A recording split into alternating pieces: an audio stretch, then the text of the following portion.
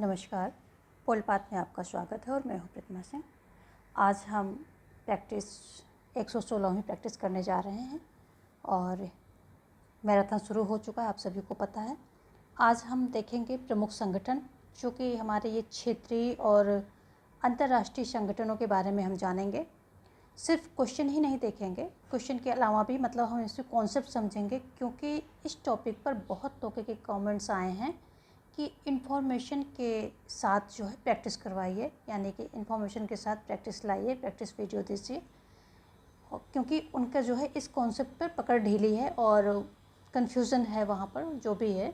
तो काफ़ी सारे कमेंट्स आए, तो इसलिए मैंने इस टॉपिक को 2 या 3 पार्ट में करूँगी, ताकि इन्फॉर्मेशन है तो आप उसको धीरे धीरे ग्रैब करेंगे। और लेकिन ये सभी वीडियोस, ये 2-3 पार्ट जो भी होंगे आज ही अपलोड हो जाएंगे, आज रात तक अपलोड हो जाएंगे। इसी के बाद जस्ट इस वीडियो के बाद कुछ घंटों में ये इस जो है टॉपिक से, यानी कि जो प्रमुख संगठन हैं, इनसे रिलेटेड वीडियो आप आज रात तक आपके पास पहुंच जाएंगे, पार्ट में जाएंगे। वीडियो काफ़ी इन्फॉर्मेटिव होने वाली है, तो मैं मान के चल रही हूँ कि आप पेन और पेपर लेकर बैठे हैं। यदि नहीं लिया है तो वीडियो को पॉज करें और पेन पेपर ले लें, क्योंकि आपके अपने बनाए हुए शॉर्ट नोट्स ही आपको सफलता के दरवाजे तक ले जाएंगे। शॉर्ट नोट्स तैयार करने का तरीका है कि एक टॉपिक या एक पर्सन से संबंधित इन्फॉर्मेशन एक जगह लिखें, ताकि विद इन मिनट्स आप उसे रिवीजन कर लें और अदर फैक्ट्स के साथ रिलेट कर लें, कंपेयर कर लें। क्योंकि कभी कभी हमें ये होता है कि अच्छा यहाँ तो ऐसा था, लेकिन ये यहाँ नहीं था, शायद वहाँ था।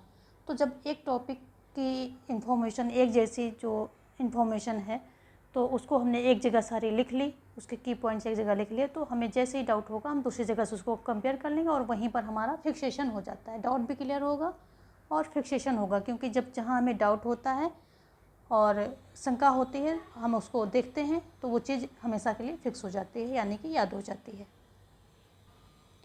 एक इम्पॉर्टेंट बात और है कि मेरी वीडियोज़ पाने के लिए नोटिफिकेशन ऑन रखना होगा, ऑल पर क्लिक करना होगा। नोटिफिकेशन के बटन को सब्सक्राइब करने के बाद नोटिफिकेशन पर जाएंगे तो ऑल पर क्लिक करेंगे, क्योंकि मेरी सभी वीडियोज़ जो है इस समय वेरी इंपॉर्टेंट आ रही हैं और सभी आपके एग्ज़ाम्स जो MP वर्ग 1 के एग्ज़ाम से रिलेटेड आ रही हैं। तो ऑल पर क्लिक करके सारी वीडियो तभी आपको मिलेंगी, क्योंकि क्या होता है कि मैं भी जो है क्वेश्चंस को एनालिसिस करती रहती हूँ और देखती रहती हूँ, और जब भी मेरा वीडियो रिकॉर्ड करती हूँ, तैयार होता है, तो मैं उसको पब्लिश कर देती हूँ। तो ऐसा कोई फ़िक्स टाइम नहीं है, मैं बनाना चाहती हूँ फ़िक्स टाइम, बट हो नहीं पाता है, तो वो पब्लिश हो जाती है। तो आप जो है नोटिफिकेशन ऑन रखेंगे तो आप उसको देख पाएंगे। और एक बात है कि डिस्क्रिप्शन में सारी प्लेलिस्ट लगी हुई हैं, जो मैराथन है, डेली कोर्स की जो प्रैक्टिस, डेली प्रैक्टिस की हैं, कोर्स वीडियोस की हैं, और NCERT की जो क्वेश्चंस की प्रैक्टिस कराई है, वेरी इंपॉर्टेंट है, वो भी वहीं पर लगी हुई हैं। टेलीग्राम का लिंक भी वहीं डिस्क्रिप्शन में ही दिया है, आप उससे ज्वाइन कर लें। कभी कभी टेलीग्राम का लिंक कंप्लेन आती है कि नहीं खुल रहा है, तो आप पोल पाथ के नाम से, चैनल का जो लोगो है उस पर पोल पाथ के नाम से, यानी कि जो यहाँ पर दिया हुआ सेम पोल पाथ, इस नाम से हमने टेलीग्राम लिंक बना रखा है, टेलीग्राम बना रखा है, तो आप इस सर्च करके इससे भी ज्वाइन कर सकते हैं। तो ये सेशन बहुत ही इम्पोर्टेंट होने वाला है, बहुत ही महत्वपूर्ण होने वाला है आपके लिए। और तो शुरू करने से पहले आप एक बार सेशन को लाइक कर दीजिए, क्योंकि उसके बाद आप पढ़ने में तल्लीन हो जाते हैं और मैं पढ़ाने में। तो चलते हैं, आज का पहला क्वेश्चन शुरू करते हैं, और आप सभी जो है एक बार लाइक करके फिर बैठिए। देखिए आज का पहला क्वेश्चन क्या कह रहा है। किस संधि ने यूरोपीय संघ की नागरिकता स्थापित की? तो किसने की है? रोम की संधि ने की है, या मास्ट्रिस्ट की संधि ने की है, या एम्स्टर्डम की संधि ने की है, या नीस की संधि ने की है? किसने किया है? तो ये जो है ऑप्शन बी यहाँ पर सही हो जाएगा, मास्ट्रिस्ट की संधि। मास्ट्रिस्ट की संधि 1992 में जो होती है, इसके द्वारा यूरोपीय संघ की नागरिकता स्थापित की गई है। ये जो यूरोपीय संघ है, इसकी नागरिकता स्थापित की गई है। इसमें इसकी खास बात क्या है? इसमें है कि इसके तहत नागरिकों को सदस्य राज्यों के मध्य, यानी कि जितने इस यूरोपीय संघ के सदस्य राज्य हैं, तो उनके मध्य क्या है, स्वतंत्र रूप से रहने तथा स्थानांतरित करने की अनुमति मिली है। यानी कोई वीज़ा उजा का कोई चक्कर नहीं है, वीज़ा पासपोर्ट बनवाते रहो, ऐसा कुछ नहीं है। आराम से स्वतंत्र रूप से स्थानांतरित भी हो सकते हो और मतलब घूम भी सकते हो। इसे यूरोपीय संघ की संधि भी कहा जाता है। तो इसे क्या दूसरा नाम क्या है? यूरोपीय संघ की संधि। यूरोपीय संघ की संधि इसका दूसरा नाम है। किसका? maastricht की संधि को ये कहा जाता है दूसरा नाम। इस संधि को नीदरलैंड के maastricht में यूरोपीय समुदाय के सदस्यों द्वारा 7 फरवरी 1992 में जो है हस्ताक्षर किया गया था, यानी सबने हस्ताक्षर किया था। ये यूरोपीय एकीकरण को जो आगे बढ़ाने के लिए ऐसा किया गया था। तो ये कहाँ हुआ था? नीदरलैंड के maastricht में इस संधि को जो है, इस संधि पर हस्ताक्षर हुए थे। तो ये कहाँ था? नीदरलैंड के maastricht जो है, नीदरलैंड के maastricht में इस संधि को जो हस्ताक्षर किया था।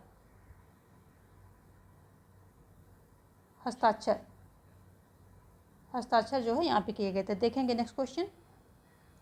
अगला क्वेश्चन क्या कह रहा है कि गुटनिरपेक्ष आंदोलन किसके द्वारा स्थापित किया गया है? भारत, ब्राज़ील, अर्जेंटीना, दक्षिण अफ्रीका, भारत, इजिप्ट, भारत, दक्षिण अफ्रीका, यूगोस्लाविया, या भारत, यूगोस्लाविया, मिस्र।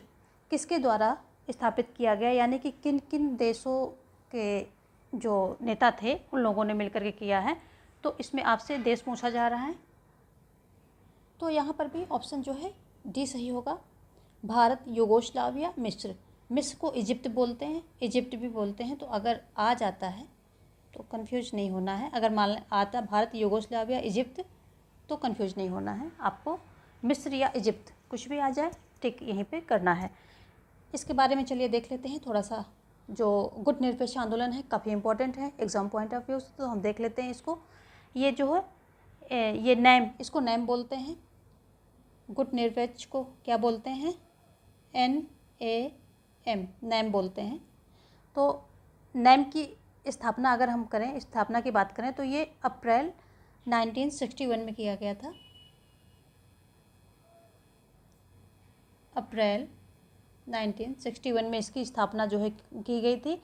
कहाँ पर? यूगोस्लाविया की राजधानी बेलग्रेड, जो बेलग्रेड है, यूगोस्लाविया की राजधानी बेलग्रेड में की गई थी। पहला सम्मेलन कहाँ हुआ? तो बेलग्रेड में हुआ। तो ये सब चीज़ें बेलग्रेड से संबंधित हैं। इसकी स्थापना के बारे में देख लेते हैं। तो इसमें जो है 3 पर्सन मेन थे जिनका जो है संस्थापक सदस्य माने जाते हैं। तो भारत से नेहरू थे। भारत से कौन थे? नेहरू थे। अगर हम यूगोस्लाविया की बात करें तो यहाँ से कौन थे? टीटो थे। और अगर हम इजिप्ट या मिस्र की बात करें तो यहाँ से नासिर थे।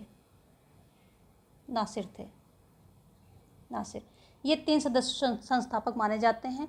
लेकिन आपकी NCERT में 5 सदस्यों का नाम लिया गया है। मैं 2 और बता देती हूँ।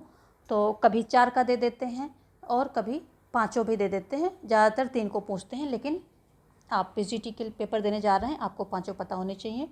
तो अगला है, उसके बाद जो चौथे नंबर पर सुकर्णो का नाम आता है, ये इंडोनेशिया से हैं।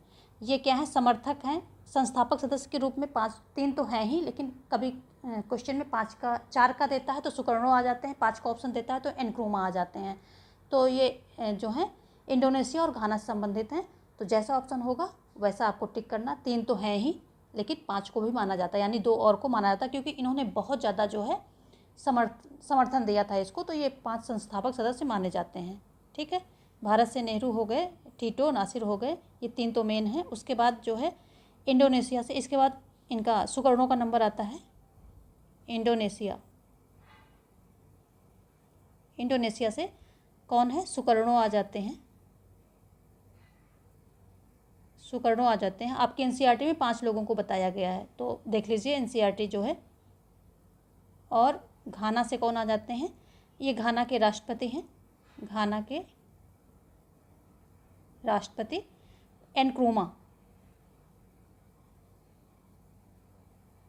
एनक्रूमा। तो ये 5 जो 2 हैं, ये ऑप्शनल है, कभी आएंगे कभी नहीं आएंगे, लेकिन ये 3 तो मेन है, ये 3 मेन है और 2 भी आपके एनसीईआरटी में 5 बताए गए हैं, इनको 5 को माना जाता है। ठीक है, यहाँ पर हो गई इतनी बात। इसका सम्मेलन की बात करें तो ये सम्मेलन जो है यूगोस्लाविया की राजधानी में जो है, इसका अप्रैल 61 में जो है इसका सम्मेलन होता है। और इसमें जो है 25 सदस्य, जिस समय इसका सम्मेलन हुआ था अप्रैल 61 में, तो उस समय जो है 25 देश थे, 25 सदस्य देश थे, सदस्य देश। किस समय? शुरुआत में, प्रारंभ में।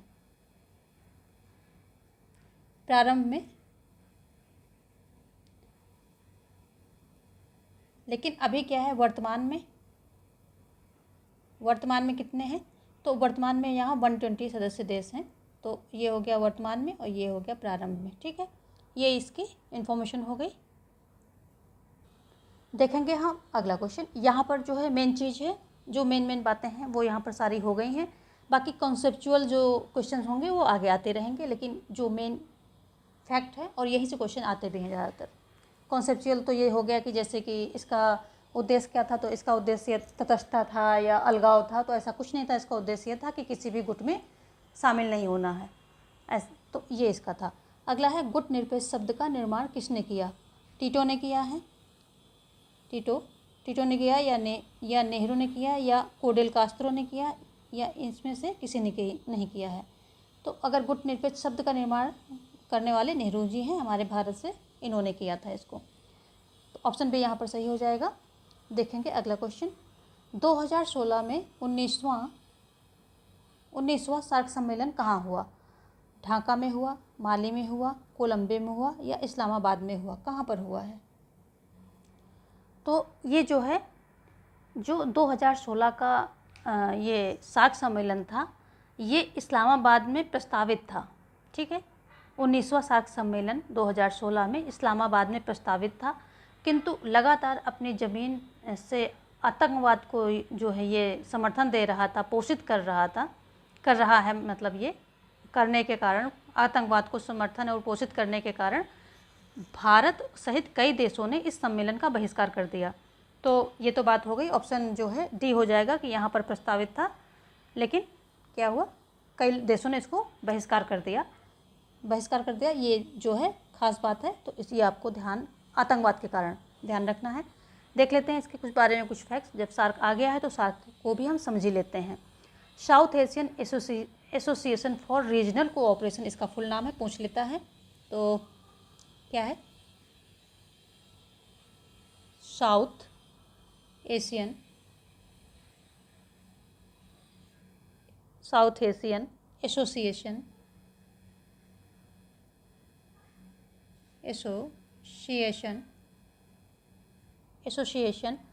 फॉर रीजनल कोऑपरेशन,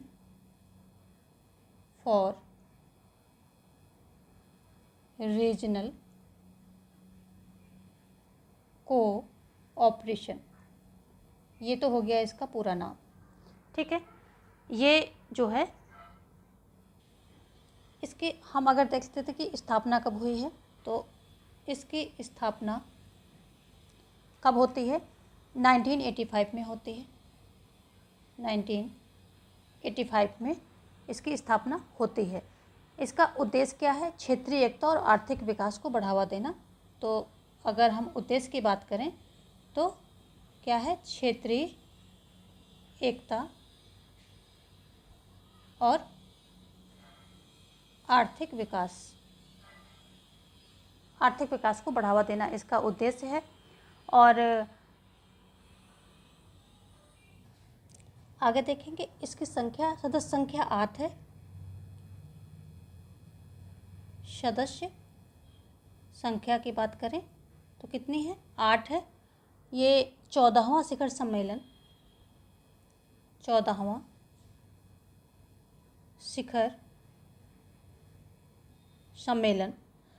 शिखर सम्मेलन जो कि आयोजित कहाँ हुआ था? दिल्ली में हुआ था 2007 में। ये 2007 में दिल्ली में आयोजित हुआ था ये।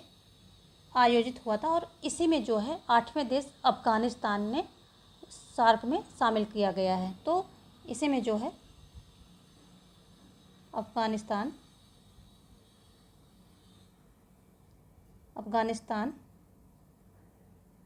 शामिल हुआ। तो 8वां देश कौन है? 8वां देश अफ़गानिस्तान है। जो ये 8वां देश अफ़गानिस्तान है। 2007 दिल्ली में जो 14वां शिखर सम्मेलन हुआ था, इसमें जो है ये अफ़गानिस्तान को शामिल किया गया है। इसका प्रस्ताव किसने दिया था? तो प्रस्ताव ये बांग्लादेश के जो उस समय तत्कालीन राष्ट्रपति थे, जियाउर रहमान। बांग्लादेशी राष्ट्रपति जियाउर रहमान ने जो है ये प्रस्तावना दिया था। ये प्रस्ताव रखा था कि जो ये दक्षिण एशियाई क्षेत्र हैं, इनके जो ये दक्षिण एशियाई देशों के एक व्यापारिक गुट के सृजन का इन्होंने प्रस्ताव दिया था। और इसी के चलते जो है 1985 में ढाका जो कि बांग्लादेश में इसकी स्थापना होती है। तो ये प्रस्ताव किसने दिया था? जियाउर रहमान ने दिया था, जो कि बांग्लादेश के राष्ट्रपति थे। अब हम सचिवालय की बात कर लेते हैं। सचिवालय, तो जो सार्क का सचिवालय है ये कहाँ है? ये जो है काठमांडू में है। कहाँ पर है? काठमांडू। ये काठमांडू में है।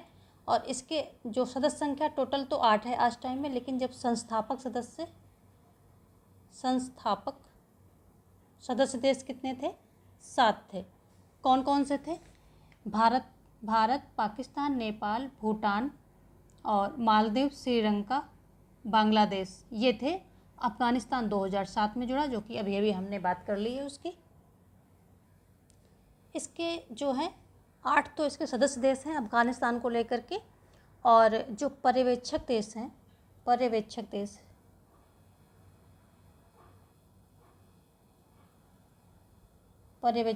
ये कौन है? चीन और यूरोपियन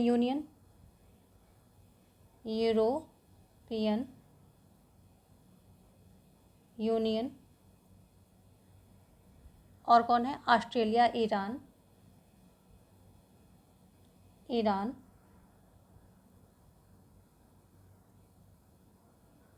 ऑस्ट्रेलिया, और कौन है? जापान, मॉरिशस,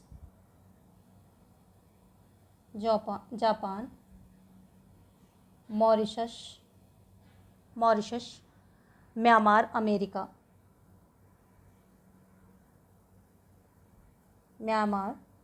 और अमेरिका, यूएसए और दक्षिण कोरिया।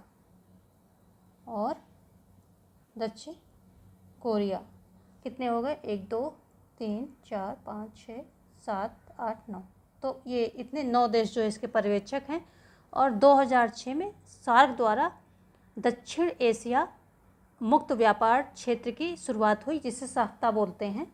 ये वेरी इंपॉर्टेंट है, बार बार आता है, तो देख लेते हैं। 2006 में क्या हुआ है? दक्षिण एशिया मुक्त व्यापार क्षेत्र की शुरुआत हुई है, साफ्ता। दक्षिण एशिया साफ्ता मुक्त और व्यापार क्षेत्र जो है उसकी शुरुआत हुई है। तो ये कब होती है? 2006 में होती है। हम अब आगे देखेंगे, अगला क्वेश्चन क्या कह रहा है। उत्तर अटलांटिक संधि में कितने सदस्य राष्ट्र हैं?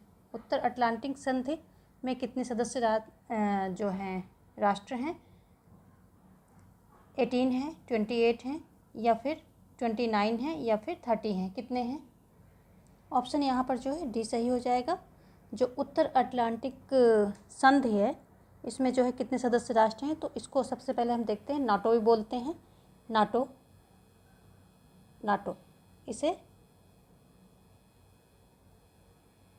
इसे नाटो भी बोलते हैं। ये भी ध्यान रखना, कभी नाटो पूछेगा, कभी पूरा फुल फॉर्म देगा, तो वो आपको ध्यान रखना है। और ये क्या है, अंतर सरकारी सैन्य संगठन है। तो ये क्या है, सैन्य संगठन है, सैन्य संगठन है। ये ध्यान बात रखनी है, क्योंकि पूछता है, कई संगठन दे देगा और उसको सेग्रीगेट करता है, कौन सा सैन्य संगठन है, कौन सा क्षेत्रीय है, कौन सा आर्थिक है। तो ये सैन्य संगठन है और इसकी स्थापना 4 अप्रैल 1949 को की गई थी।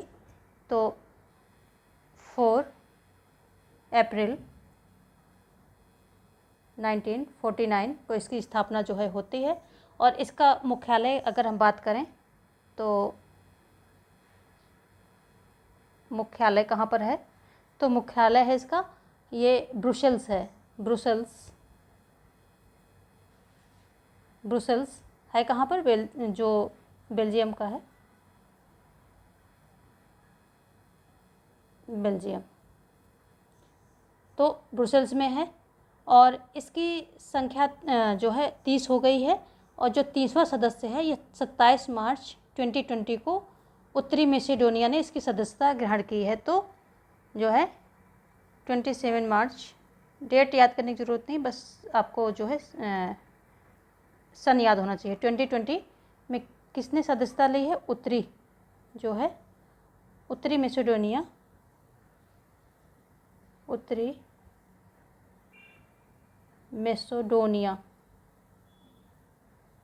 उत्तरी मैसेडोनिया ने जो है किसने इसकी सदस्यता ली है। और ये 30वां सदस्य देश है, 30वां सदस्य देश है ये मैसेडोनिया। तो ये उत्तर अटलांटिक संधि के बारे में हमने बात कर ली है। तो ये हमने इसके बारे में बात कर ली, कुछ ये मेन पॉइंट थे वो हमने देख लिए। चलिए हम देखते हैं अगला क्वेश्चन। यहाँ पर ऑप्शन जो है डी सही हो जाएगा। अगला क्वेश्चन कह रहा है कि 1967 में शुरू में आसियान की सदस्यता वाले देशों की कौन सी जोड़ी नहीं है। तो यहाँ पर आसियान के जो देश हैं तो पूछ रहा है कि उसमें जो शुरुआत में देश थे उनमें से ये कौन से नहीं, 2-2 की जोड़ी दी गई, तो कौन सी जोड़ी जो वो जोड़ी है कि जो शुरुआत में नहीं थी। हाँ, बाद में इन्होंने ज्वाइन किया है, सदस्य बन गए हैं, पर शुरुआत में नहीं थे। Laos, Myanmar, Malaysia, Philippines, Singapore, Thailand और इंडोनेशिया, मलेशिया। तो ये 2-2 देशों की यहाँ पर जोड़ियाँ दी गई हैं। तो ऑप्शन यहाँ पर जो लाओस एंड म्यांमार, ये सही हो जाएगा। ऑप्शन ए यहाँ पर सही हो जाएगा। इसने ज्वाइन कब किया था इसको, आसियान को ज्वाइन ये 1997 में इसने ज्वाइन किया था। दोनों देशों ने 1997 में ज्वाइन किया था। तो चलिए आसियान के बारे में थोड़ा सा जान लेते हैं। ये आसियान जो है दक्षिण पूर्व एशियाई सहयोग संगठन है। आर्थिक विकास, समृद्धि, शांति, स्थिरता। तो ये क्या है, दक्षिण एशियाई। चलिए नीचे देखते हैं थोड़ा सा, ये है दक्षिण एशियाई सहयोग संगठन है, सहयोग। ये दक्षिण पूर्व एशियाई सहयोग संगठन है, एक्चुअली दक्षिण पूर्व, साउथ ईस्ट। तो दक्षिण पूर्व एशियाई सहयोग संगठन है और इसके टोटल अभी जो है कितने, 10 राष्ट्र हैं, 10 सदस्य हैं। सदस्य देश जो हैं, सदस्य कितने हैं, सदस्य टोटल 10 हैं। पहले जो संस्थापक सदस्य कितने हैं, संस्थापक सदस्य जो है 5 हैं। संस्थापक जो हैं 5 हैं। कौन कौन से हैं, मलेशिया, सिंगापुर, ये इंपॉर्टेंट है, पूछेगा, नाम दे देगा, आपको छांटना होगा। मलेशिया, सिंगापुर, मलेशिया, सिंगापुर,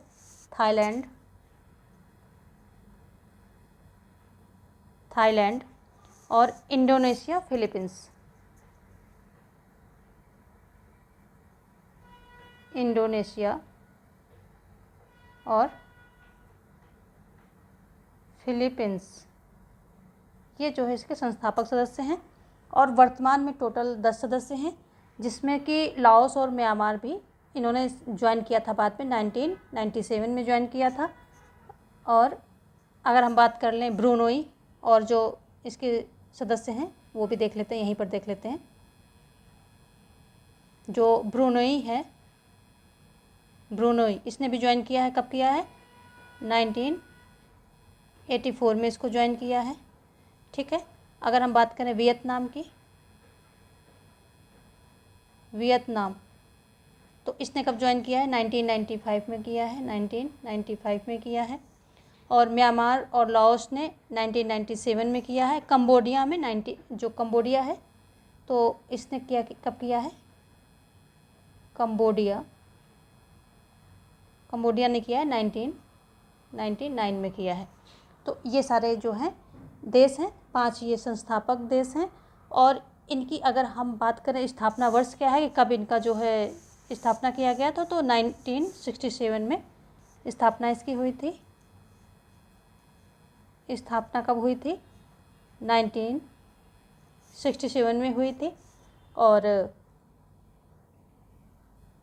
कब होती है? 8 अगस्त स्थापना इसकी होती है, 8 अगस्त को होती है। 8 अगस्त 1967 को होती है। कहाँ पर होती है?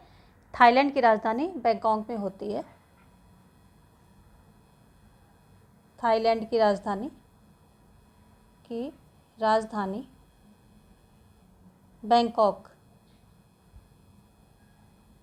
बैंकॉक में इसकी जो है क्या होती है? स्थापना होती है। लेकिन इसका मुख्यालय कहाँ है? तो मुख्यालय इंडोनेशिया की राजधानी जकार्ता में है। ठीक है, इसका हम अगर मुख्यालय की बात करें तो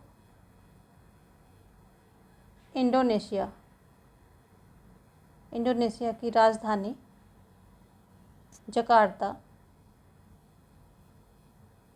जकार्ता में जो है इसका मुख्यालय है। तो ये आपका एक पॉइंट हो गया।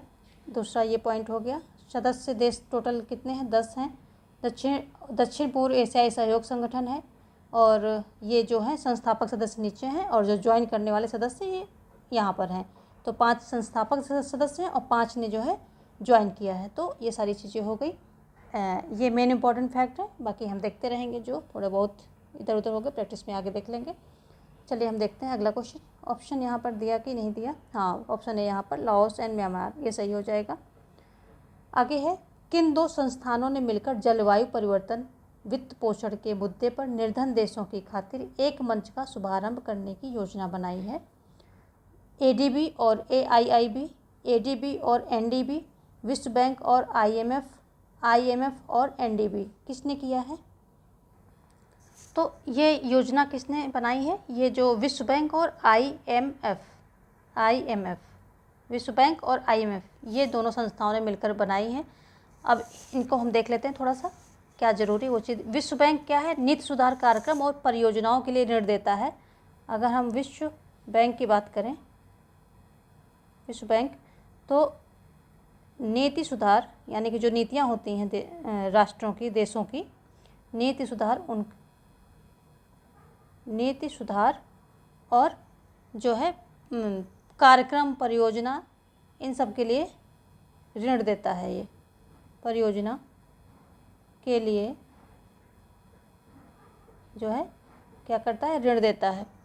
और जो ये है आईएमएफ है, यानी कि जो अंतर्राष्ट्रीय मुद्रा कोष, IMF,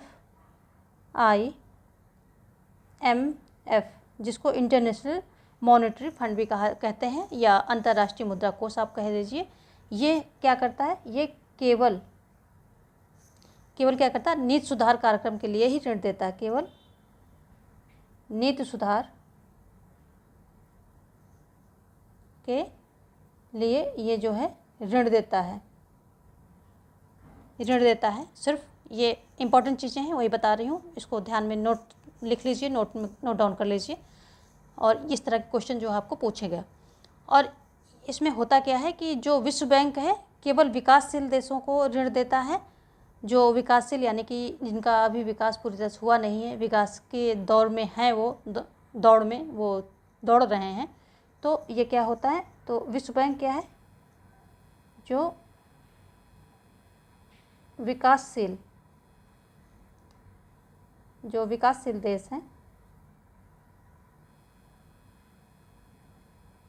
विकासशील देशों को ऋण देता है। ठीक है,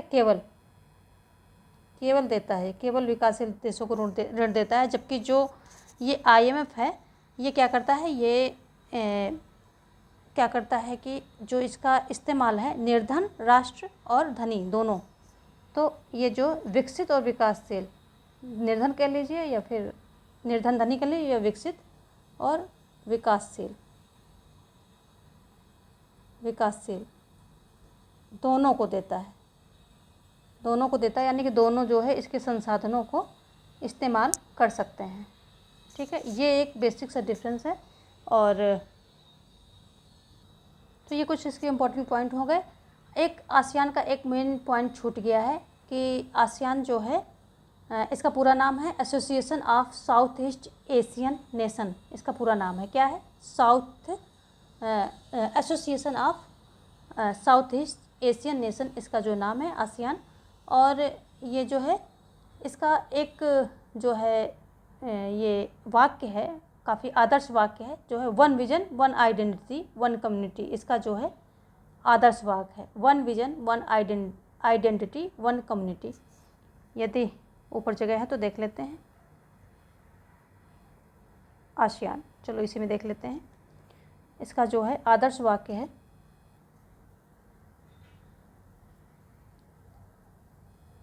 आदर्श वाक्य क्या है इसका? वन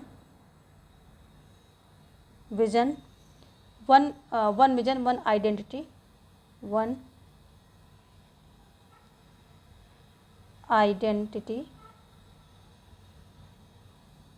आइडेंटिटी और वन कम्युनिटी,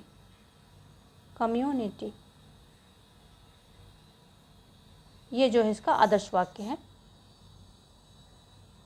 और 8 अगस्त को आसियान दिवस के रूप में मनाया जाता है, क्योंकि 8 अगस्त को इसकी स्थापना हुई, तो 8 अगस्त है वो आसियान दिवस के रूप में मनाया जाता है। ठीक है, ये कुछ और इम्पोर्टेंट फैक्ट थे तो वो हमने यहाँ पर जोड़ दिए हैं। अब जो है आगे देखते हैं, अगला क्वेश्चन क्या कह रहा है। ICJ की संविधि में कितने अनुच्छेद हैं? 26 हैं या 111 हैं या 70 है या 76 हैं, कितने हैं? तो इसके जो है ऑप्शन से पहले देख लेते हैं, ये सही हो रहा है, जो है 70 अनुच्छेद हैं। कैसे हैं 70 अनुच्छेद, ये देख लेते हैं। इसको अंतर्राष्ट्रीय न्यायालय शुरू से देख लेते हैं। अंतर्राष्ट्रीय न्यायालय नीदरलैंड के हेग में 3 अप्रैल 1946 को इसकी जो है स्थापना की जाती है। तो जब वहाँ नीदरलैंड के हेग में इसकी स्थापना होती तो मुख्यालय इसका वहीं पर है। मुख्यालय कहाँ है? Hague, Netherland. तो जो नीदरलैंड के हेग में इसका मुख्यालय है, स्थापना कब होती है? 3 अप्रैल 1946 को होती है। 3 अप्रैल 1946 को इसकी स्थापना होती है। और इसके जो निर्णय हैं परामर्शकारी होते हैं। मेन पॉइंट देखेंगे, निर्णय क्या होते हैं? बाध्य नहीं होते हैं, परामर्शकारी होते हैं, यानी कि परामर्श देता है, मानना है मानो, नहीं मानना है। राष्ट्रों, जो देश होते हैं जो इसके पास अपने विवाद लेकर के जाते हैं, तो बाध्यता नहीं होती, परामर्शकारी होती, परामर्श देता है, मान लो चाहे ना मान लो। और न्यायाधीशों की संख्या कितनी होती है? तो ये जो है न्यायाधीशों की संख्या, यहाँ पर न्यायाधीशों की संख्या कितनी होती है? संख्या होती है यहाँ पर टोटल 15 होती है। कार्यकाल इनका होता है, कार्यकाल कितना होता है? कार्यकाल होता है इनका 9 वर्ष का होता है। और एक समय में एक देश, जैसे एक समय में तो एक देश का एक ही सदस्य जो है आएगा, ऐसा नहीं कि एक देश से 2 देश हो जाएं, 2 सदस्य आ जाएं। एक से ज़्यादा सदस्य एक समय में इसमें अलाउ नहीं है। निर्वाचन कौन करता है? इनका जो है निर्वाचन देख लेते हैं। निर्वाचन महासभा करती है और साधारण बहुमत से करती है। ठीक है, साधारण बहुमत से इनका निर्वाचन महासभा द्वारा हो जाता है, सामान्य बहुमत से हो जाता है। जो अंतर्राष्ट्रीय न्यायालय है, इसकी स्थापना, कार्य आदि के बारे में जो संयुक्त राष्ट्र का घोषणा पत्र है, इसके जो अध्याय 14 के अनुच्छेद 92 से 96 में इसका वर्णन है, तो अध्याय 14 में इसका वर्णन है। और इसका जो है अंतर्राष्ट्रीय न्यायालय का एक पृथक संविधान है। तो ये देखने वाली बात है कि जो हमारा ये ICJ है, तो ये अंतर्राष्ट्रीय न्यायालय का क्या है, पृथक एक क्या है वहाँ पर संविधान है। इसका खुद का अपना एक संविधान है, पृथक संविधान है। तो इसी जो है पृथक संविधान में इसके बारे में सारी बातें हैं। इसमें 5 अध्याय 70 अनुच्छेद हैं। तो संविधान है और क्या है, इसमें 5 अध्याय और 70 अनुच्छेद इसमें हैं। आगे देखेंगे। देखो, ये कभी तो अंतर्राष्ट्रीय न्यायालय पूछता है, कभी ICJ पूछ लिया। ये समझने वाली बात है, इसको समझ लीजिए कि ICJ पूछता है, कंफ्यूज नहीं होना है। अंतर्राष्ट्रीय न्यायालय उसका मतलब है यानी कि इंटरनेशनल कोर्ट ऑफ जस्टिस। तो इसका मतलब ICJ international court international court of justice. तो ICJ पूछता है, कंफ्यूज नहीं होना है। इंटरनेशनल कोर्ट ऑफ जस्टिस जो है के बारे में ही पूछ रहा है, यानी कि अंतर्राष्ट्रीय न्यायालय के बारे में ही पूछ रहा है। तो यहाँ पर हमने सारे इसके मेन पॉइंट देख लिए हैं। और इसका जो है क्या है, निर्णय परामर्शकारी होता है, हमने बता दिया है। तो मुख्यालय कहाँ, हेग में है। 3 अप्रैल को इसकी 1946 में जो है इसकी स्थापना होती है। निर्णय परामर्शकारी है और न्यायाधीशों की संख्या टोटल 15 है। कार्यकाल 9 वर्ष का है। निर्वाचन जो है महासभा और इसमें सुरक्षा परिषद भी करती है, अलग अलग दोनों करते हैं। साधारण बहुमत से हो जाता है। और अंतर्राष्ट्रीय न्यायालय का पृथक संविधान है। इसमें 5 अध्याय और 70 अनुच्छेद है, जो कि आपका आंसर यहाँ पे निकल के आ रहा है।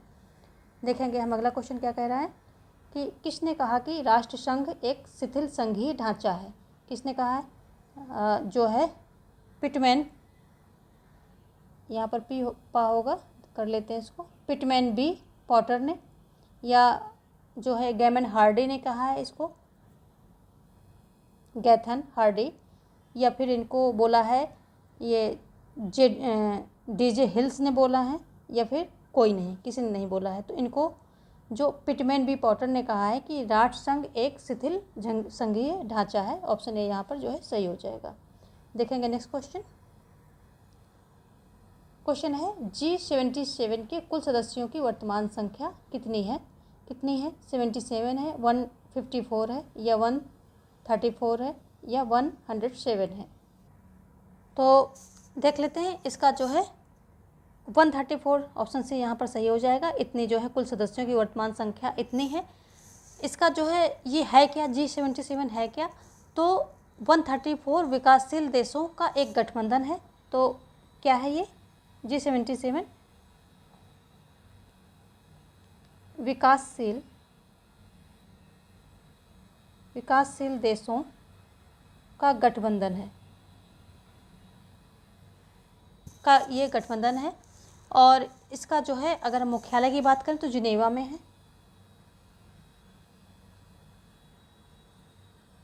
मुख्यालय कहाँ है, जिनेवा में है। और अगर इसकी हम बात करें कि जो है इसके 77 संस्थापक सदस्य थे, इसीलिए जो है इसका G77 समूह G77 नाम पड़ा है। तो संस्थापक सदस्य कितने थे, 77 जो है सदस्य देश थे। और अभी जो है इसका विस्तार हुआ है, तो 134 सदस्य तक जो है लोगों ने इसको जो है चुन लिया है। और चीन खुद को एक सदस्य जो है नहीं मानता है, और ना ही ऐसा तब किया जब इसे जो है आमतौर पर एक विकासशील देश के रूप में जाना जाता था। तब भी जो ही इसको जो है इसने इसको ज्वाइन मतलब नहीं मानता है कि वो इसका सदस्य, ऐसा नहीं मानता है। तो इसका उद्देश्य क्या है, जो सामूहिक आर्थिक हित है, इसका जो है उद्देश्य है, यानी कि इस पर जो है ये काम करता है। वो यहाँ पर जो है ऑप्शन सी आपका 134 जो है वर्तमान संख्या है। संस्थापक देश 77 थे। और विकासशील देशों का गठबंधन है, मुख्यालय जिनेवा में है। इंपॉर्टेंट पॉइंट हो गए। चलिए अगला क्वेश्चन देखेंगे हम।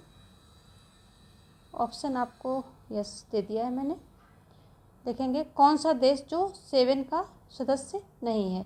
G7 कौन सा देश G7 का सदस्य नहीं है, जो नीचे दिए गए हैं। भारत नहीं है, जापान नहीं, इटली नहीं है, जर्मनी नहीं है। तो इसमें जो है भारत G7 का सदस्य नहीं है। इसका जो G7 का शिखर सम्मेलन जो है ये 2021 में 47वां शिखर सम्मेलन हुआ था। और इससे पहले G7 देशों के वित्त मंत्री वैश्विक न्यूनतम कॉरपोरेटर की दर की स्थापना करते हुए एक ऐतिहासिक समझौते पर पहुंचे थे। और इसमें जो है भारत, ऑस्ट्रेलिया और दक्षिण कोरिया, इन तीनों देशों को अतिथि देश के रूप में, अतिथि देशों यानी एक से ज़्यादा हैं तो अतिथि देशों के रूप में इनको इस शिखर सम्मेलन में कार्यवाही में भाग लेने के हेतु इनको आमंत्रित किया गया था और ये उसमें पहुंचे थे। G7 एक अंतर सरकारी संगठन है जिसका गठन कब होता है, 1975 में होता है। इसका जो है G7 है कब होता है, 1975 में इसका जो है गठन होता है। और वैश्विक आर्थिक शासन, अंतर्राष्ट्रीय सुरक्षा, ऊर्जा नीति जैसे सामान्य हित के जो ये मुद्दे हैं इस पे चर्चा करने के लिए ब्लॉक की वार्षिक बैठक होती है इनकी। तो वार्षिक बैठक इनकी होती है। और G7 के जो देश अगर हम पूछें कौन कौन से हैं तो ये इंपॉर्टेंट है। तो UK, Canada, France, Germany, Italy, Japan और अमेरिका हैं। ये सभी G7 और भारत के G20 का हिस्सा हैं। तो कौन कौन से हैं, UK, Canada, France, Germany, UK, Canada, France, Germany, Italy और Japan, Italy, Japan and America. ये सभी जो है इसके 7 देश हैं G7 के। चलिए आगे देखेंगे हम अगला क्वेश्चन। यहाँ पर जो है भारत इसको आमंत्रित किया गया था इस सम्मेलन में भाग लेने के लिए, कार्यवाही, इस सम्मेलन की जो कार्यवाही थी उसमें भाग लेने के लिए, पर इसका जो है सदस्य देश नहीं है भारत। आगे देखेंगे कौन सा देश बिम्स्टेक का सदस्य नहीं है। तो यहाँ पर बिम्स्टेक की बात हो रही है। बिम्स्टेक ये ऐसे भी आता है, बिम्स्टेक ऐसे भी पूछ लेते हैं कभी। तो कौन सा देश नहीं है, नेपाल नहीं है, भूटान नहीं है, सिंगापुर नहीं है या थाईलैंड नहीं है। तो इसमें जो है सिंगापुर नहीं है। बिम्स्टेक की बात करें अगर हम तो इसमें जो है सिंगापुर नहीं है। और ये बिम्स्टेक जो है एक क्षेत्रीय संगठन है और बंगाल की खाड़ी और उसके जो तटवर्ती और समीपवर्ती क्षेत्र हैं उन्हीं के जो है वही देश इसके सदस्य बने हुए हैं। और ये क्षेत्रीय एकता का प्रतीक है। इसका गठन कब होता है, बिम्स्टेक का गठन जो होता है 1997 में होता है। तो 1997 में इसको म्यांमार जो है इसमें शामिल हुआ था, तब इसका नाम जो है बिम्स्टेक कर दिया था, बिम्स्टेक किया था। जब इसमें जो है म्यांमार जो है शामिल हो गया था तब इसको नाम जो है 1997 बिम्स्टेक कर दिया था। उसके पहले क्या था कि उसके पहले बिस्ट एक, इसका नाम क्या था, बिस्ट शॉर्ट नेम है ये, बिस्ट एजुकेशन कोऑपरेशन एक, यानी कि बिस्टेक, इसको पूरा अगर हम बोलते थे इकट्ठे तो बिस्टेक बोलते थे। तो ये क्या था, जो बांग्लादेश, इंडिया और श्रीलंका और थाईलैंड, ये 4 देश इसके थे। बांग्लादेश, इंडिया और श्रीलंका और थाईलैंड, ये 4 इसके देश थे। और इनका क्या था, ये आर्थिक सहयोग था, यानी कि इकोनॉमिक कोऑपरेशन जो है इनका था। ये इन देशों ने मिलकर जो है इसकी शुरुआत की थी। और 1997 में म्यांमार जो है शामिल हो जाता है, तब इसका नाम जो है बिम्स्टेक हो जाता है। और उसके बाद 2004 में क्या है, ये 2004 में इसमें कौन कौन शामिल हो जाता है, इसमें एक तो नेपाल और भूटान, नेपाल और भूटान इसमें शामिल हो जाते हैं। तो इसका नाम फिर से बदल दिया जाता है। अब ये इसका पूरा नाम देख लेते हैं क्या है। इसको जो है bay of Bengal,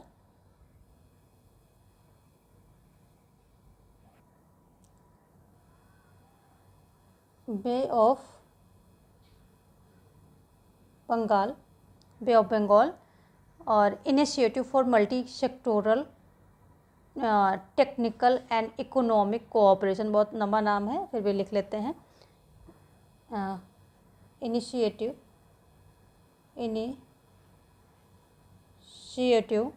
for multi sectoral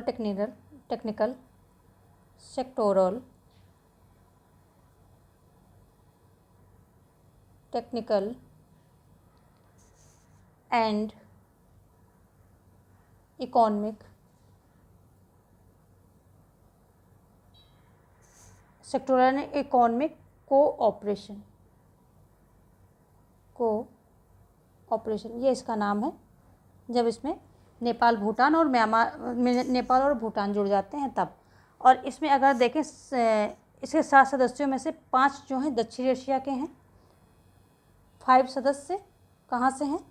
जो है ये दक्षिण एशिया से हैं। दक्षिण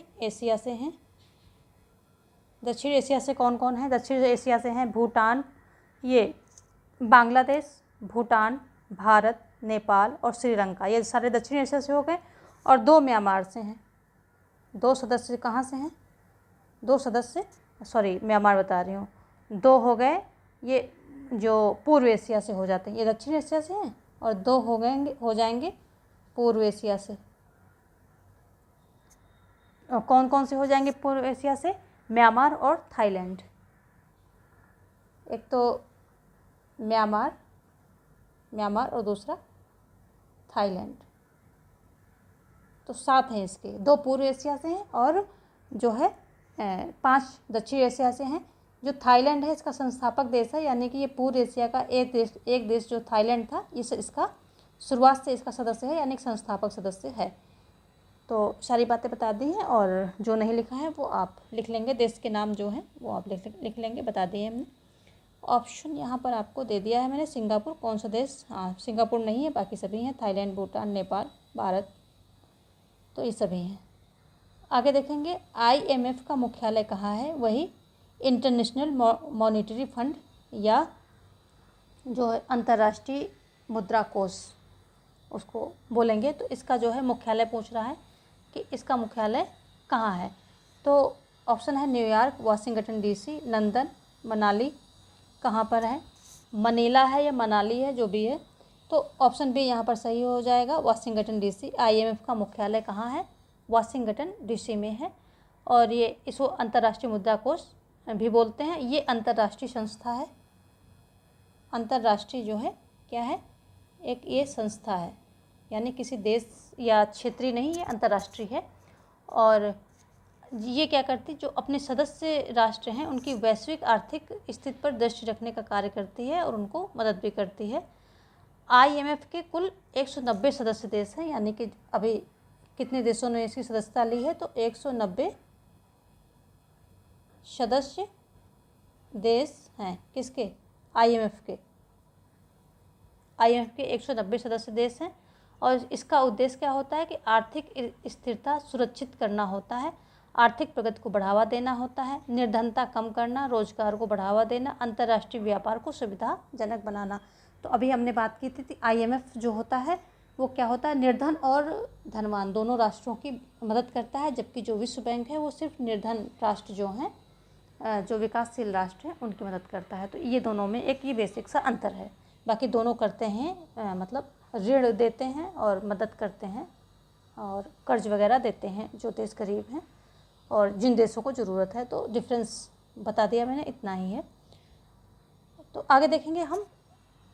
IMF हमने देख लिया है, ठीक है। अब हम आगे देखेंगे अगला क्वेश्चन क्या कह रहा है।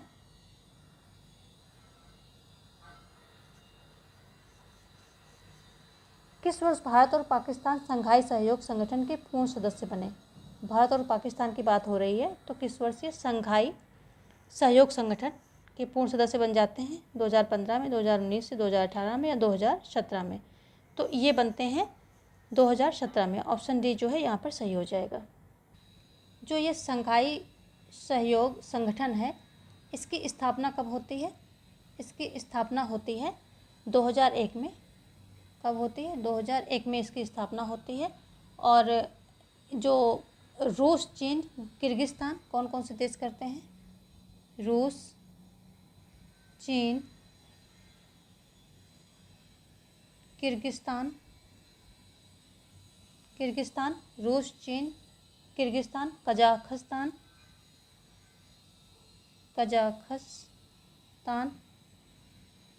और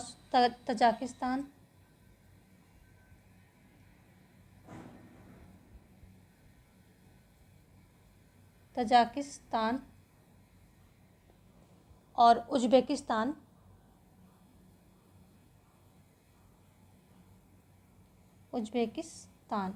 इन राष्ट्रों के राष्ट्रपतियों ने मिलकर के की थी और 2017 में भारत और पाकिस्तान को इसकी सदस्यता मिल गई है। अगर हम इसके उद्भव की बात करें तो इसका उद्भव जो है संघाई चीन जो है, संघाई जब उसका पहला नाम था संघाई, तो जो कि चीन में है, यानी कि संघाई जो कि चीन में है, वहाँ पर हुआ था, 1996 में हुआ था। और चीन, कजाकिस्तान, किर्गिस्तान, रूस, तजाकिस्तान द्वारा ये हस्ताक्षर किए गए थे और संघाई 5 के नाम से इसका जो है उद्भव हुआ था। 5 मूल सदस्य इसमें जो हुए थे। फिर इसमें 2001 में उज़्बेकिस्तान आवर्जर सदस्य के रूप में संगठन के साथ इनको मतलब कई और देश जो है जुड़ जाते हैं, लेकिन इसका जो उद्भव देखें तो 1996 संघाई में हुआ था, जो कि चीन में है। और कजाकिस्तान, किर्गिस्तान, रूस, तजाकिस्तान के द्वारा जो है इसमें हस्ताक्षर किए गए थे और संघाई 5 के नाम से इसको जाना जाता था। संघाई 5, ये जो है संघाई 5 का उद्भव जो है शॉर्ट में देख लेते हैं, इतने इम्पोर्टेंट है। उद्भव जो है 1996 में, तो कहाँ हुआ था? 1996 में हुआ था संघाई 5 के नाम से, और संघाई चीन में है। तो ये इसके इम्पोर्टेंट चीज़ें हो गई बाकी, और ठीक है, इतने काफ़ी इम्पोर्टेंट है। और देखते हैं अगला क्वेश्चन क्या कह रहा है। संयुक्त राष्ट्र के निम्नांकित महासचिवों को उनकी नियुक्ति के क्रम में व्यवस्थित करें। तो ये काफ़ी इम्पोर्टेंट है, क्योंकि यहाँ पर जो है जो कुछ सचिव हैं संयुक्त राष्ट्र संघ के, ये बहुत ही इम्पोर्टेंट है। 9 अभी तक जो है सिलेक्ट किए गए हैं, और आगे जो है इसमें से एक तो पहले इम्पोर्टेंट हो जाते हैं, फिर 8वें इम्पोर्टेंट हो जाते हैं, 9वें जो अभी प्रेजेंट में है तो गुतेरेस, ये इम्पोर्टेंट हो जाते हैं। फिर कोई कार्यवाहक अगर बीच में बना है तो वो प्रथम कौन बना था, वो जो है इम्पोर्टेंट हो जाते हैं। तो कुछ चीज़ें हम देख लेते हैं इसकी इम्पोर्टेंट, सब तो नहीं देखेंगे। और सबका जितने ये महासचिव हैं उसको मैंने एनसीईआरटी की जो क्लास ली है उसमें पूरा मैंने एक इनका नोट्स दिया हुआ है। कोई शायद 7वां 8वां में से किसी में हमने 7वां 8वां पार्ट में दिया है। तो चलिए देख लेते हैं। संयुक्त राष्ट्र संघ के निम्नांकित महासचिवों को उनके नियुक्त क्रम में व्यवस्थित करना है। तो कौन कौन से हैं? यूथान, कुर्त वाल्दिम और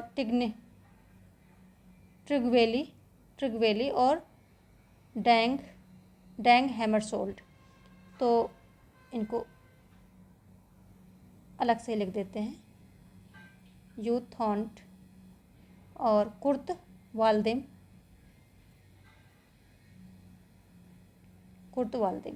और ट्रिगवेली हो जाएंगे, और है डैंग हैमरशोल्ड। नाम भी कितने अच्छे हैं। जो ये ट्रिगवेली महोदय हैं, ये प्रथम थे, पहले थे।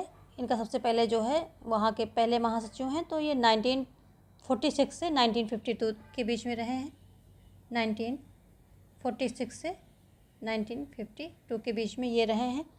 फिर आते हैं डैग हैमरशोल्ड, 1953। डैग हैमरशोल्ड 1953 से कितना 1961 तक ये रहते हैं। फिर यूथॉन्ट 1961 से 1971 रहते हैं। 1961 से 1971 ये यूथॉन्ट महोदय रहते हैं। और जो कुल्त वाल्दहाइम है ये 1972 से 1981 तक रहते हैं। तो ये रहते हैं 1972 से 70, इन्हीं के बाद आते हैं, थॉन्ट के बाद आते हैं 72 से 19 जो है 81 तक रहते हैं। ये 1981 तक रहते हैं। तो इनका जो हो जाएगा, आ जाएगा ट्रिगवेली ऑप्शन। इसका कोड देख लेते हैं। ओके, कोड तो इसमें दिया ही नहीं है। चलिए हम कर लेते हैं, ऐसे इनको देख लेते हैं। कोड इसमें जो है नहीं दिया गया है, तो इनको यूं ही देख लेते हैं। मिसप्रिंट है, थोड़ा सा क्वेश्चन को ठीक से नहीं दिया गया है। तो जो है यहाँ पर देख लेते हैं। फर्स्ट आ जाएंगे ट्रिगवेली आ जाएंगे, और सेकंड में आ जाएंगे, कौन से आ जाएंगे, हैमरसोल्ड आ जाएंगे। हैमरसोल्ड आ जाएंगे। और उसके बाद आते हैं यूथॉन्ट आ जाएंगे। तो हैमरसोल्ड के बाद तीसरे नंबर पर यूथॉन्ट आ जाएंगे। और चौथे नंबर पे आ जाएंगे हमारे जो कुर्त महोदय, वाल्देम महोदय। तो कुर्त वाल्देम ये चौथे नंबर पे आ जाएंगे। तो ये इनका जो है, हमने इधर सन लिख दिया है और इधर रे लिख दिया है, तो आप समझ सकते हैं कूट यहाँ पर मतलब प्रिंट नहीं हुआ है। चलिए देखते हैं अगला क्वेश्चन। इनके बारे में जब और देख लेते हैं, जो महासचिव, जो पहले दूसरे जो इम्पोर्टेंट महासचिव हैं, सिर्फ उनके बारे में हम देखेंगे। तो जो ये पहले महासचिव हैं वो तो हमने देख लिया, जो ट्रिगवेली हैं इसके पहले महासचिव हैं। और जो यूनाइटेड नेशन के जो वर्तमान महासचिव हैं, ये एंटोनियो गुतेरेस हैं। ये पुर्तगाल के हैं वर्तमान में। वर्तमान में कौन है, ये एंटोनियो गुतेरेस, ये वर्तमान के महासचिव हैं। और ये 9वें हैं, यानी कि 9वें महासचिव हैं। और इनको चुना कब गया है, 1 जनवरी 2017 में चुना गया है। 9वें महासचिव हैं। और 1 जनवरी 2017 में ये चुने गए हैं गुतेरेस महोदय। और अगर यूएन के 8वें महासचिव देखें तो बान की मून है, यदि हम 8वें की बात करें। और ये गुतेरेस है कहाँ, ये पुर्तगाल से हैं। ये भी इनकी गुतेरेस पुर्तगाल, यानी कि ये कौन है, पुर्तगाली हैं। और हम 8वें की बात कर लेते हैं। जो 8वें हैं, 8वें थे, है नहीं, 8वें थे महासचिव, ये बान की मून थे। बान की मून ये हैं। और 2007 से और ये तो 7 से 16, ये 2007 से 2016 तक इन्होंने अपना काम किया है। और ये दक्षिण कोरिया से थे। कहाँ से थे, दक्षिण कोरिया। ये जो है दक्षिण कोरिया से बिलोंग करते हैं। कौन, बान की मून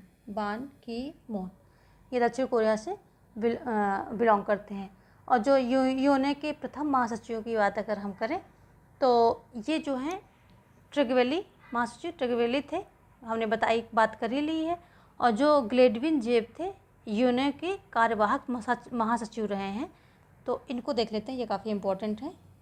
कौन है, ये ग्लेडविन जेब।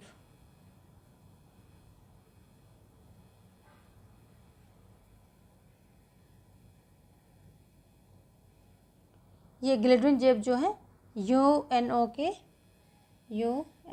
के कार्यवाहक महासचिव रहे हैं। महासचिव रहे, कब से कब तक रहे हैं, 1945 से 1946, 1945 से 1946 के बीच में ये कार्यवाहक रहे हैं।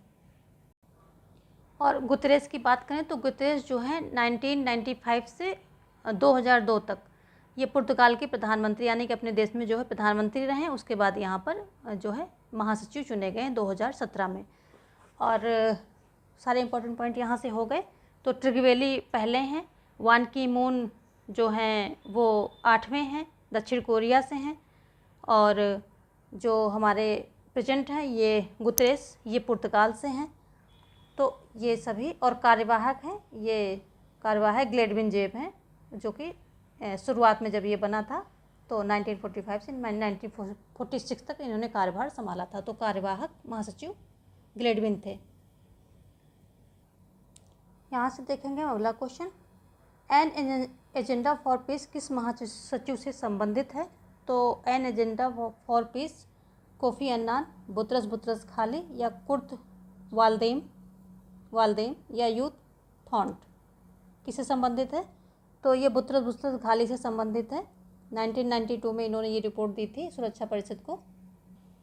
इसमें क्या था कि जो है शीत युद्ध के बाद शांति बनाए रखने और उससे प्रोत्साहित, यानी शांति बनाए रखो और उससे शांति को प्रोत्साहित करने के संबंध में कई सारे सुझाव जो है बुतरस बुतरस घाली द्वारा दिए गए थे 1992 में, जब ये महासचिव जो यूएनओ के तत्कालीन महासचिव थे। तो ऑप्शन बी जो है यहाँ पर सही हो जाएगा। देखेंगे हम अगला क्वेश्चन क्या कह रहा है। भारत संयुक्त राष्ट्र संघ का सदस्य कब बना?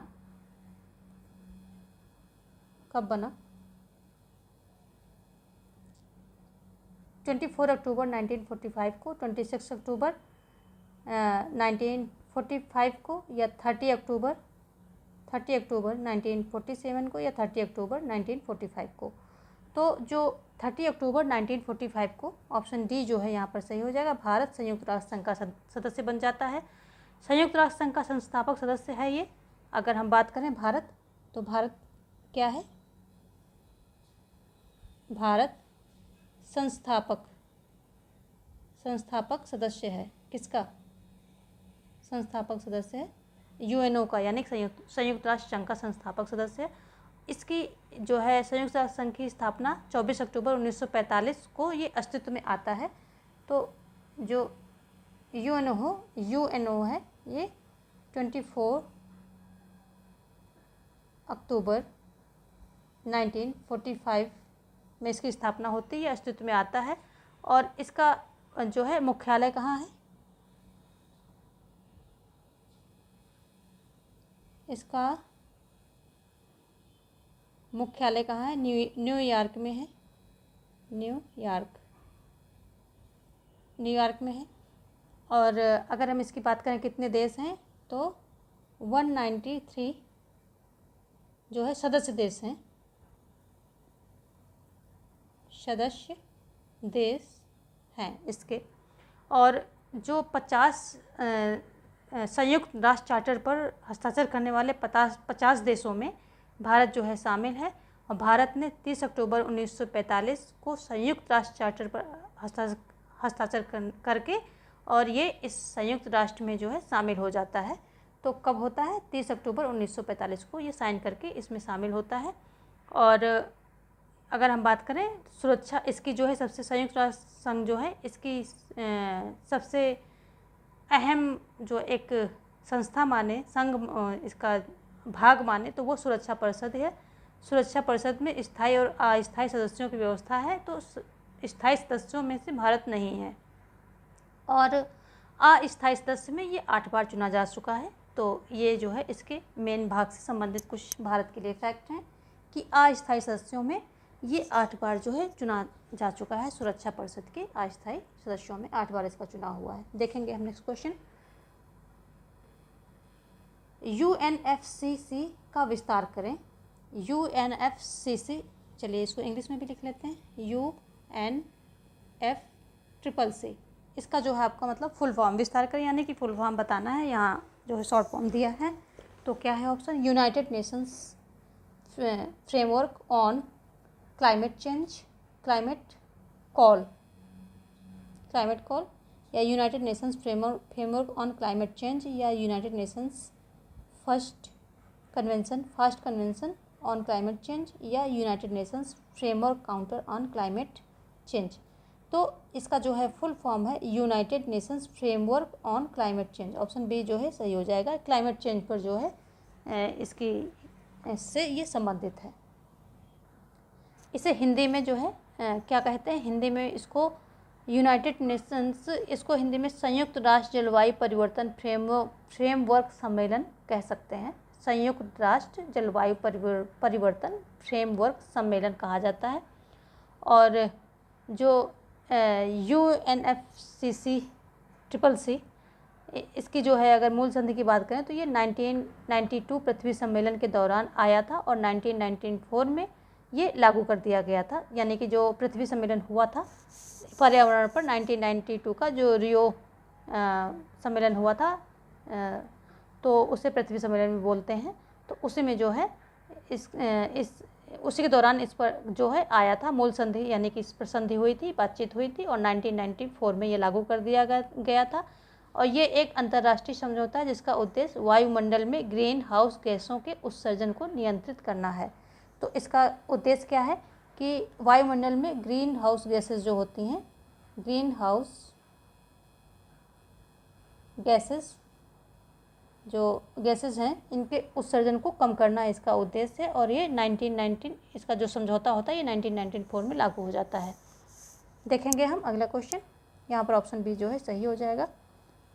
आगे है किस वर्ष में यूरोपीय परिषद गठित हुई। तो यहाँ पर बात हो रही है कि किस वर्ष जो है यूरोपीय परिषद जो है गठित होती है। तो ऑप्शन यहाँ पर आपको दिए गए हैं 1952, 1949, 1950, 1951।